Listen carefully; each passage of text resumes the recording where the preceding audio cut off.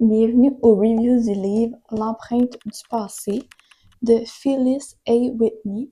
C'est un livre que j'ai pris de ma belle-mère et je me suis tout simplement fiée à l'image de couverture et j'avais aucune idée dans quoi je m'embarquais. J'ai été agréablement surpris, ma foi.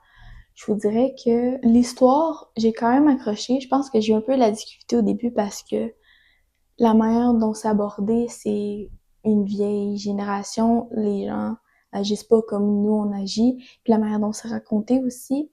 Fait que je me suis sentie un peu déconnectée puis agacée par certains comportements des personnages, mais l'intrigue m'a tout de même captivée. Je me demandais, ok, c'est qui le tueur? Qui a qui a pris part à la situation? Qui ne dit pas la vérité? Qui soupçonne qui? Fait bref. J'ai quand même bien aimé l'histoire.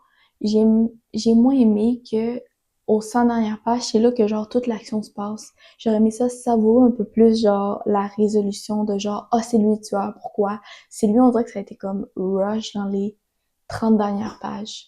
Puis la fin a été comme un peu, je trouve, pitché. J'aurais aimé, c'est ça, savourer un peu plus. Parce que les 200 premières pages étaient bonnes, mais c'était beaucoup de genre mise en place, mise en situation, petit indice par petit indice.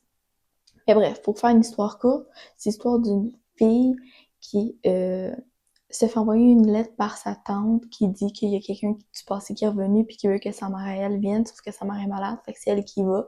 Fait qu'en allant là-bas, elle découvre tous ses secrets de famille, puis... Mais bref, très bon, je vous le recommanderais. Belle découverte. J'ai donné un 3 étoiles sur 5. Si vous avez des livres dans le même genre comme genre vieux, vraiment vieux livres, là, avec des faits historiques sur des endroits, dites-le moi en commentaire. Je suis quand même intéressée. Sinon, si ça la donne que tu l'as déjà lu, dis-le moi aussi en commentaire, savoir toi ce que t'en as pensé. Et sinon, je vous dis à dans une prochaine vidéo.